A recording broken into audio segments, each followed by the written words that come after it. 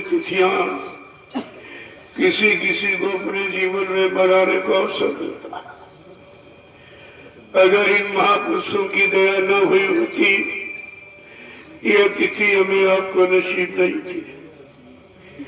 ये उनकी महती कृपा दया का जीता जागता प्रमाण है।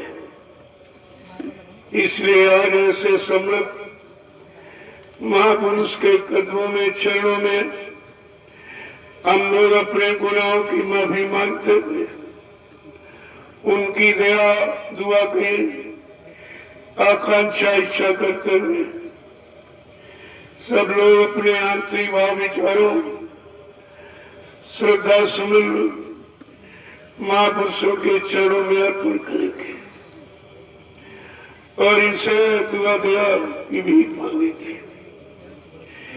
हमारे मन को सुधार दीजिए। ये मन ही करता धरता है, यही अच्छे बुरे पाप पुण्य कर्मों की सलाह देता है, फिर उसी पाप पुण्य कर्मों में लगाकर 484 लाख नरकों की योनियों यानी जन्म मरण का कारण बनाता है। इस शैतान मन को बिना सदगुरु की कृपा दया के कोई इससे बच नहीं सकता। इसने सबको लूटा है और सबको अपने अधीन कंट्रोल नियंत्रण में रखकर और ये काल माया के देश में सबको फंसाने का कारण बनाता है। इसलिए सम्मत मालिक की दुआ दया को हमेशा उनके कदमों चरणों में मांगते रहना चाहिए। कलयुग का जीव गुनाहों की माफी के सिवा और कुछ कर नहीं सकता और माफी मिल जाए यही सबसे बड़ी दया है। जय गुरुदेव। अब सभी प्रेमीजन अपने अपने आंतरिक भाव विचारों को महापुरुष के चरणों में अर्पित करते हुए प्रार्थना अर्चना वंदना प्रारंभ करेंगे। यह प्रार्थना पाठ की श्रृंखला यह सत्संग के समय तक चलती रहेगी। 3 बजे इसको विराम दे दिया जाएगा। फिर आपको उन महापुरुष के वचनों की याद कराई जाएगी जो वचन हम सब जीवात्माओं को काल माया के देश से बचाने के लिए, जीवात्मा को जगाने के लिए, मालिक के पास पहुंचाने के लिए जो उन्होंने समय से बच्चों को उच्चारण किया है।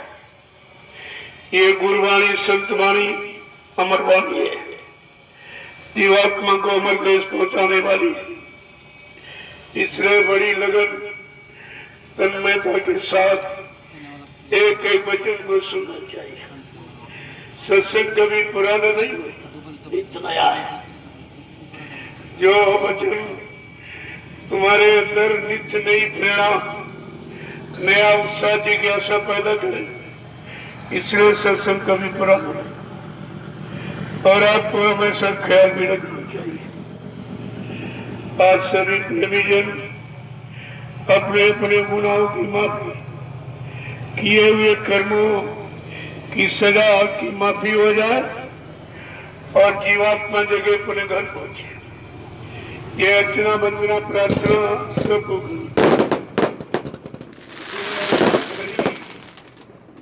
ये शुभ अवसर मांगलिक जो आपको मिला है, ये महापुरुषों की दुआ दया का भंडार है।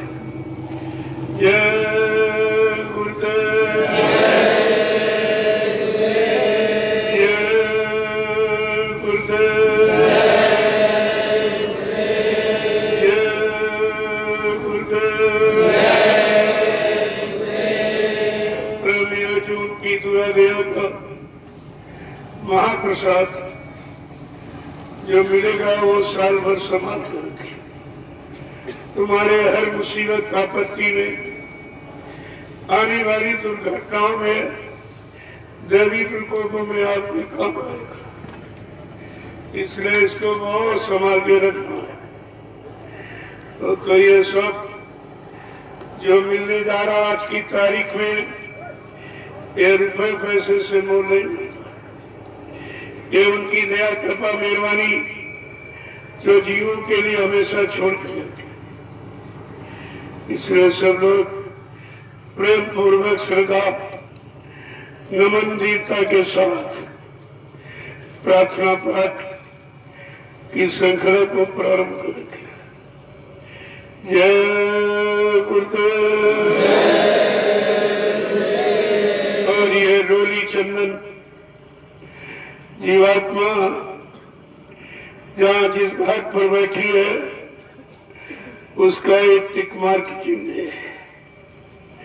उनकी दुआ दया लेकर इसे लगा करके हमेशा उनकी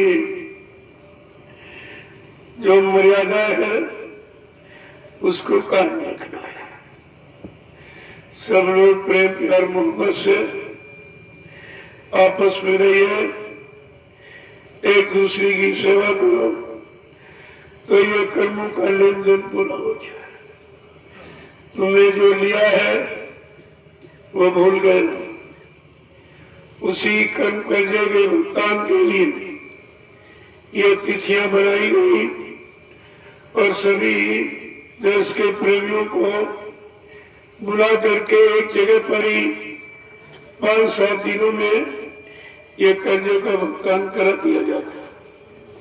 जो तुम अभी हजारों बार कितने प्राण जी रहे शहर कदमों गांव में आपको जन्म लेना था, उनको ही बुलावा आया है, वही बुलाई जाती है, वही आएंगे घर पर जिनका लेन देन का भुगतान होना। यह स्वयं में इशारा आपको हमेशा समझना चाहिए। महापुरुषों का कोई भी कदम ये जनहित के अतिरिक्त और किसी काम के लिए नहीं होता। जन का कल्याण हो, सबकी जीवात्माएं जगह अपने घर पहुंचे, ऐसी इच्छा कामना लेकर महापुरुष इस मृत लोक मंडल पर आते हैं और अपना ये जन जागरण का अभियान प्रारंभ कर दीजिए। तो आपको ये तिथि बराबर याद रखनी चाहिए। साल में एक बार अवसर मिला, कितने प्रेमी शामिल शरीक हो पाए, कितने छूट गए। आपको दूरी नजदीकी नहीं देखनी चाहिए। सबसे दूर वो सतलोक, उससे बड़ी दूरी कोई नहीं है। जब वो दूरी नजदीकी में बदलने जा रही तो आप ये प्रांत और जिले देश की दूरी को क्यों समझते हैं? तुमको सतलोक की दूरी नहीं मालूम। कहाँ काल कहाँ सत, ये काल देश है और सतलोक है। कितनी दूरी है, कितने बीच में मुकाम मंडल लोग हैं। सबसे जीवात्मा निकलकर अपने घर खुद नहीं जा सकती, इसलिए महापुरुष जब आते हैं जीवात्मा का हाथ पकड़ लेते, सब मंडलों की सैर कराते हुए, सारा अनुभव कराते हुए सीधे उसके घर पर ही छोड़ती है। जीवात्मा बीच के किसी लोक में फंस सकती है। इसलिए समृद्ध मालिश भूमंडल पर आए, उन्होंने अपना हाथ नहीं पकड़ाया बल्कि उनका हाथ पकड़ा, क्योंकि जीव की पकड़ ढीली हो सकती, चकाचौंध में किसी लोक में फंस सकता, क्योंकि जब यहाँ कुछ नहीं है तब इस गंदगी बखों की गंदगी में फंसा पड़ा। और उधर तो लोगों में बड़ी सुंदरता, वहां तो निकलने का प्रश्न नहीं है। इसलिए महापुरुष अपने हाथ से खुद ही उसका हाथ, उसका दामन पकड़ लेते हैं और कहते हैं, जब छोड़ूंगा जब तुमको तुम्हारे घर पहुंचा दूंगा। मैं बीच में छोड़ने वाला नहीं हूं। आपको इन वचनों की हमेशा याद रखनी चाहिए। जो हमारे लिए, हमारी जीवात्मा के लिए, हमारे पाप कर्मों की माफी कराने के लिए आया, वो इतना सरल कमजोर नहीं है। 1978 में बाबा जी ने एक इशारा किया था कि तुम्हारा गुरु इतना कमजोर नहीं जो ऐसे ही चला जाएगा। कहा लोग सतयुग का नहीं, पेड़ लगाते फल नहीं खा पाते, मर के चले जाते। मैं सतयुग का पेड़ लगाऊंगा, फल खा के जाऊंगा, व्यवस्था बना के जाऊंगा। ऐसा वादा, ऐसा संकल्प, ऐसी प्रतिज्ञा जिस महापुरुष ने हम सब जीवात्माओं के लिए की है, और आप उन्हीं को भूल गए, उनके वचन को भूल गए हो। तो इसलिए ऐसी तिथियों पर आपको याद कराया जाता। सत्संग वचनों की मतलब यह सब आवाज आपके कान तक पहुंचाई जाती। इसलिए सब लोग अब प्रेम प्यार मोहब्बत के साथ मिलजुल कर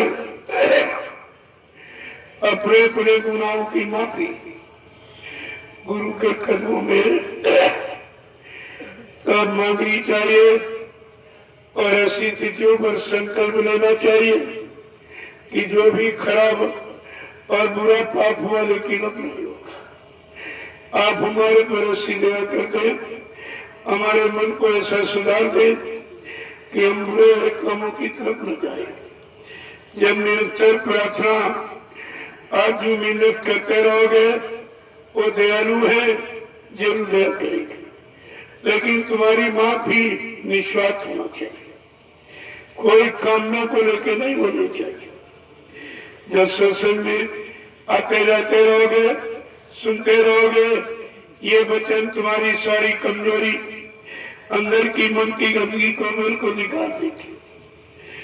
जय गुरुदेव। अब ये प्रार्थना पाठ की श्रृंखला को आप प्रारंभ कीजिए। बारी बारी से प्रेमी अपने अपने भाव विचारों को रखें। वही चेतावनी नहीं करूंगा, चेतावनी महापुरुषों के लिए। वो चिताने जगाने आते हैं, तुम तो सो रहे हो, तुम्हारी एक कहना सब व्यर्थ होगा। इसलिए प्रार्थना करो। ऐसी कोई प्रार्थना नहीं करनी चाहिए जिसमें तुम्हारे लिए दया न मिल सके। यही तो प्रार्थना करने के पहले आपको सोचना चाहिए, ये प्रार्थना मेरे मन की कमजोरी को निकाल रही कि नहीं निकाल, याद करा रही कि नहीं करा रही। ये गाना बजाना प्रार्थना नहीं है। प्रार्थना आंतरिक हृदय की पुकार है और निर्बल का बल है। इसको ध्यान में रखते हुए प्रार्थना पाठ की श्रृंखला को आप लोग प्रारंभ करिए, और ये श्रृंखला बराबर चलती रहेगी जब तक वो 3 बजे के कार्यक्रम की वो तीसरी समय नहीं आ जाएगा, तब तक आप बराबर इसको 3 बजे के कुछ आधा घंटे पहले यानी 2:30 बजे आप इसको विराम दे देंगे। इसके बाद आप सत्संग की तैयारी करोगे। जय गुरुदेव। आप लोग 2 लाइनों में, एक लाइन में देवियां, एक में पुरुष आएंगे, और बड़ी शांति, कोई शोर शराबा नहीं, कोई नारेबाजी, कुछ ही नहीं कहना आपको। जो किसी से कुछ लेना प्राप्त करना होता है, बड़ी दीनता, नम्रता, शीलता, सौम्यता, चरित्रता, पवित्रता से ही दी जाती है।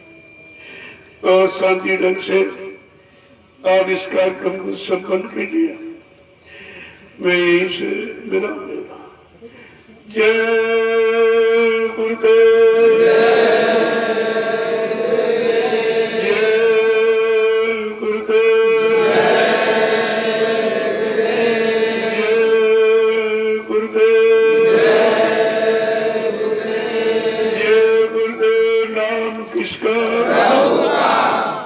जय गुरुदेव। नाम किसका? प्रभु का।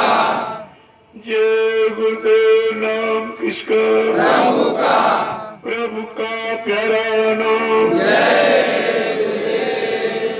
जो ये प्रसाद वितरण होगा उसी के साथ जो बम्बई की संगत में प्रेमियों के वास्ते कुछ और प्रसाद तैयार कर वो भी साथ में बांट देंगे ताकि सबके पास तक प्रसाद पहुंच जाए।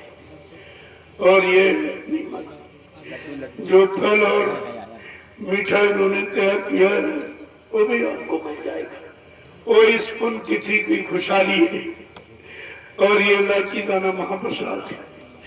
दोनों चीज आपको मिल जाए, दोनों तरफ आपका काम हो जाए, तो इसलिए इन प्रेमियों ने बड़ा अथक परिश्रम किया है। इनके लिए एक नया कार्यक्रम है। इन्होंने कभी ऐसे राष्ट्रीय और अंतर्राष्ट्रीय कार्यक्रम कभी किए नहीं, इसलिए इनको कोई जानकारी नहीं है। फिर भी इनकी मेहनत, इनका परिश्रम, इनका लगाव वो तो बेमिसाल है। और यही से एक धमाका होगा जो सारा विश्व चकाचौंध हो जाएगा। जब ये इंटरनेट पर देखेंगे और ये सीधा प्रसारण जा रहा, ये प्रेमी साहब रोज के कार्यक्रम को बराबर भी, ये भी बहुत बड़ी सेवा है। ये तो सबसे बड़ी सेवा है जो महापुरुष के बच्चों को सारे देश में पहुंचा दे, प्रेमियों के कान तक पहुंच जाए, उनकी शंका संदेह भूल भ्रम खत्म हो जाए। ये तो सबसे महान सेवा है और आपको इस सेवा में तत्पर रहना चाहिए। भजन तो तुम्हारे बस का नहीं है, लेकिन ये सेवा तो आप कर ही सकते। सेवा से कभी बेमुख नहीं होना चाहिए, क्योंकि कभी कभी किसी को यह सेवाएं नसीब होती, सबको नहीं होती। आपको इन तिथियों पर बराबर ये सब याद रखना चाहिए।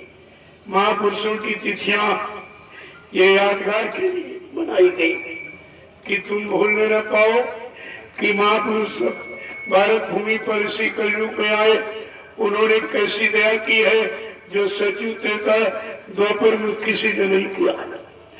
ये तो बहुत महत्वपूर्ण है और इस महत्वपूर्ण को आपको समझना चाहिए।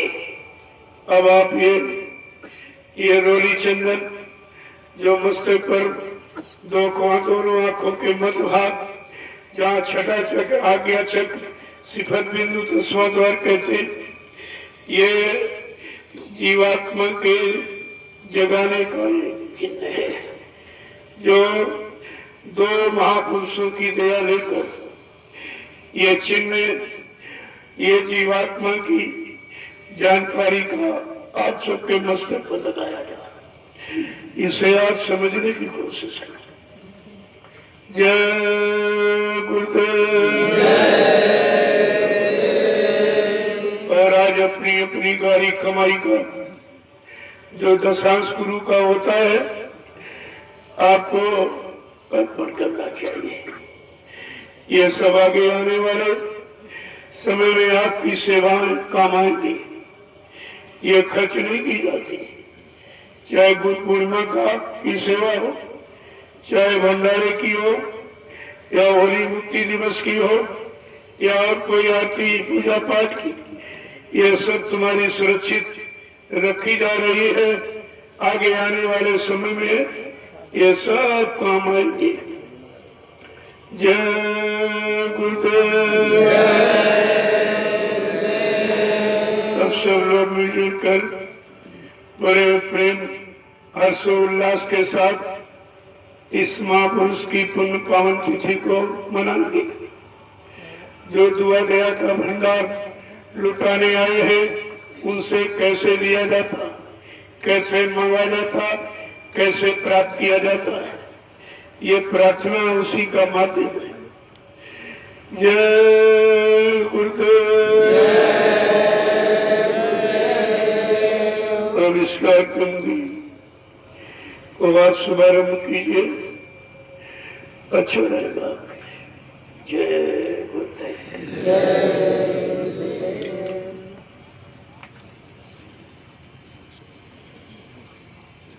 हटाइए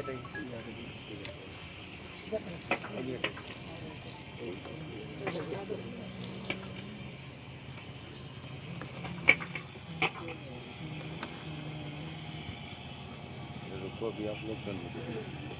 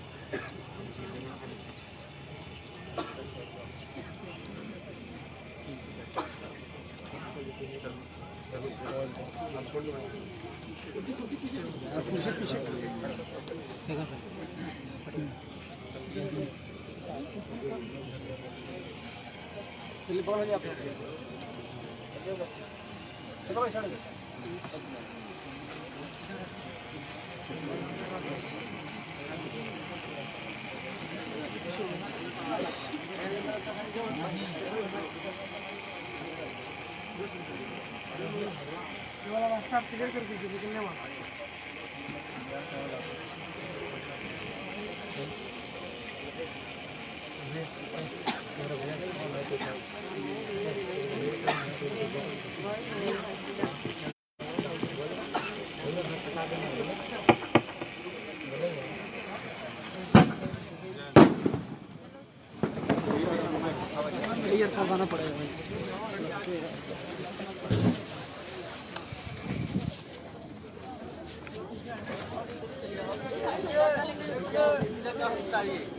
अरे इधर कहाँ जा रहे हो? पीछे ही चलिए, पीछे चलो, पीछे सीधा